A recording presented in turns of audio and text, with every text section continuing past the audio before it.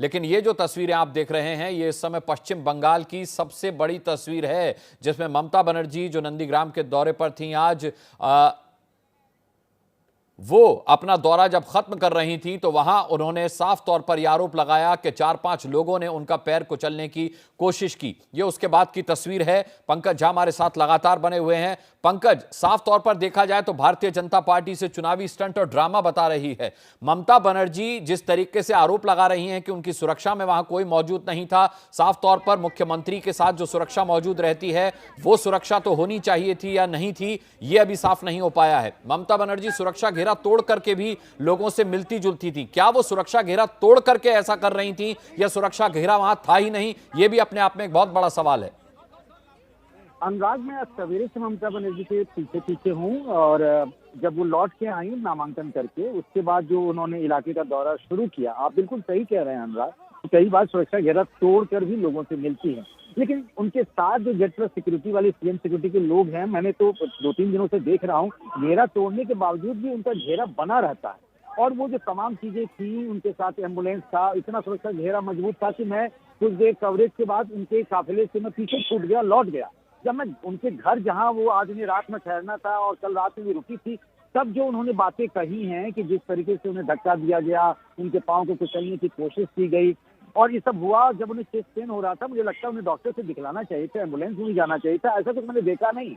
और हो सकता है कई बार सेंस नहीं रहता है, लेकिन उनके साथ के जो लोग चल रहे थे उनको तो इस बात का सेंस रहा होगा। उन्हें पीछे लिटा दिया गया, तकिए पे लिटा दिया गया। मैंने तो देखा उनके काफिले में डीआईजी रैंक का पुलिस अधिकारी, आईपीएस अधिकारी भी मौजूद था जी। जिस जगह ये घटना हुई अनुराग, जो वो बरौलिया बाजार के बारे में कह रही है, उस जगह में मौजूद नहीं था, इसीलिए मैं दावे के साथ कुछ भी नहीं कह सकता। बरौलिया बाजार में मौजूद नहीं थे, लेकिन आपने बड़ी बात कही कि ममता दीदी का सुरक्षा घेरा इतना मजबूत होता है कि आप चैनल की आइडेंटिटी लेकर भी उस सुरक्षा घेरे को तोड़कर या उस घेरे को कन्विंस करके उनके पास तक नहीं पहुंच पाए। सवाल ये उठता है कि जिस बरौलिया बाजार में ममता बनर्जी अपने ऊपर हमले की बात कर रही हैं, वहां उनके साथ वो सुरक्षा क्यों नहीं थी, जबकि उनके सुरक्षा की जिम्मेदारी अब चुनाव आयोग के द्वारा नियुक्त किए गए अधिकारियों की है। तो सवाल ये उठता है कि ममता बनर्जी पर हमला किसने किया? ममता बनर्जी को चोट लगी तो उन्हें एम्बुलेंस में क्यों नहीं ले जाया गया? ममता को पास के अस्पताल में क्यों नहीं ले जाया गया, जबकि वो सीने में दर्द की शिकायत कर रही थी? सीने में दर्द है तो फिर 2 घंटे रास्ते में क्यों लगा रही हैं ममता के साथ? क्या वाकई में पुलिस वाले नहीं थे या वो सुरक्षा घेरा तोड़ करके बाहर निकली थी? ममता के साथ पुलिस वाले नहीं थे तो आखिर क्यों नहीं थे? बीजेपी ममता पर ड्रामा करने का आरोप आखिर क्यों लगा रही है? बीजेपी क्यों कह रही है कि ममता झूठ बोल रही हैं? तो नंदीग्राम में ममता बनर्जी ने लगाया बड़ा आरोप। उन्होंने कहा है कि साजिशन, मेरा पैर कुचलने की कोशिश की गई, मुझ पर हमला हुआ, सुरक्षा भी मेरे साथ नहीं थी। सौरव सिकदर, भारतीय जनता पार्टी पश्चिम बंगाल के प्रवक्ता, और अपूर्व पोद्दार हमारे साथ हैं टीएमसी से। अपूर्व पोद्दार जी, सबसे बड़ा सवाल यह कि ममता बनर्जी घायल हैं, ममता बनर्जी सीने में दर्द की शिकायत कर रही हैं, और बावजूद इसके उन्हें अपनी ही गाड़ी से कोलकाता भेजा जा रहा है। एम्बुलेंस में भेजा जाना चाहिए था, आपको नहीं लगता?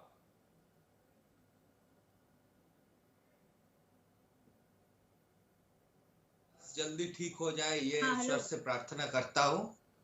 और दूसरी बात है कि देखिए, ये घटा है, सिक्योरिटी पर्सनल थे वहां का जो है। आपकी आवाज अपूर्व जी मेरे पास ठीक ढंग से नहीं पहुंच पा रही है। मनोज्ञा लोहीवाल का हम रुख करेंगे। मनोज्ञा, इस वक्त की बड़ी खबर ये आ रही है कि सूत्र बता रहे हैं कि सुरक्षा में किसी तरह की कोई कोताही नहीं बरती गई थी।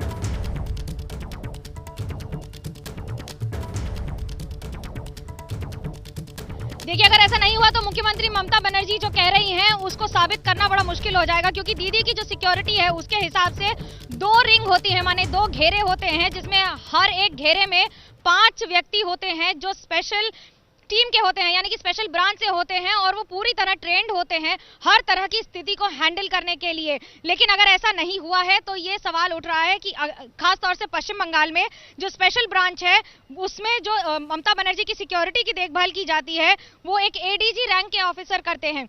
ऐसे में मुख्यमंत्री ममता बनर्जी अगर जो दावा कर रही हैं उसको साबित करने के लिए कई सारी बातें और कई सारे सवाल उठ जाएंगे।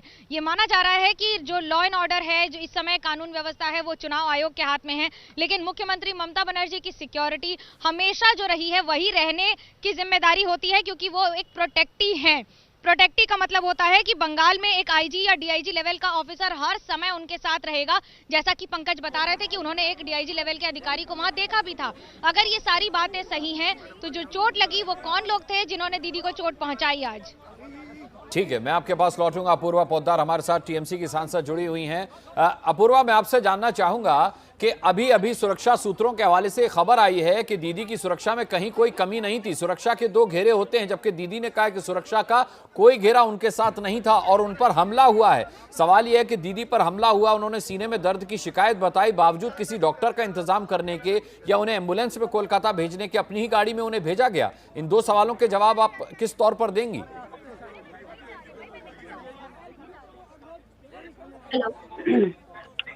हेलो जी अपूर्वा। हाँ, आज ममता बनर्जी का नंदीग्राम असेंबली से जो है नॉमिनेशन का फाइल का डेट था। बहुत अच्छा साधारण पब्लिक से, जनता से उनको रिस्पॉन्स मिला।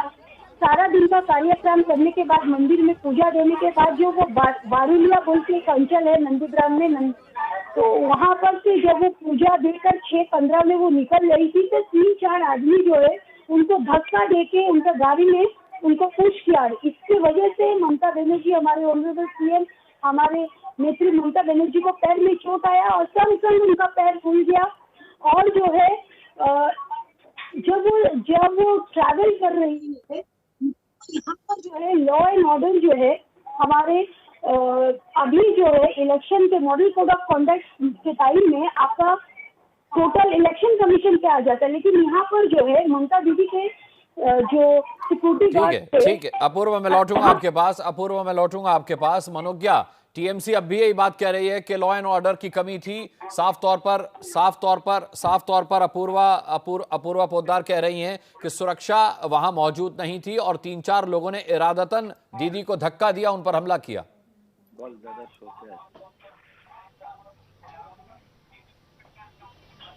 देखिए, देश के किसी भी राज्य के मुख्यमंत्री हो, राज्यपाल हो या स्पेशल प्रोटेक्टी हो, क्योंकि एसपीजी वर्तमान स्थिति में सिर्फ और सिर्फ प्रधानमंत्री के पास है और किसी के पास पूरे देश में स्पेशल प्रोटेक्शन ग्रुप की सुरक्षा नहीं है।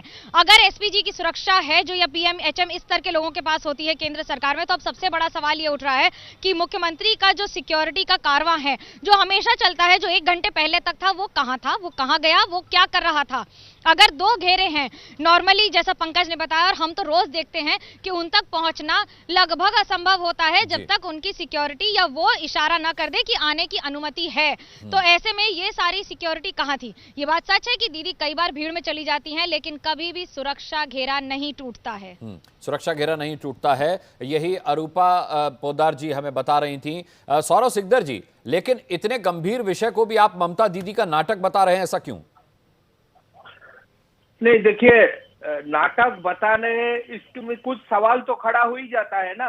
जैसे इसको अभी जो मनोज्ञा जी ने बताया कि जिस टाइप का सिक्योरिटी इनको मिलता है, बंगाल में सर्वोच्च सिक्योरिटी इनको दिया जाता है, तो ये सिक्योरिटी तोड़ के जो साधारण आदमी जा नहीं सकता है वहां पे जब कैसे आम आदमी जाके उसको धक्का मार सकते? धक्का मारने के तुरंत बाद उसको हॉस्पिटल क्यों नहीं लेके गया?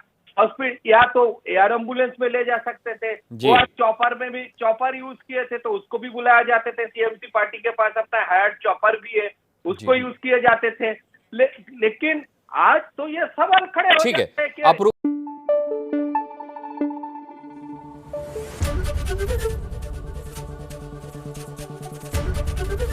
एबीपी न्यूज आपको रखे आगे।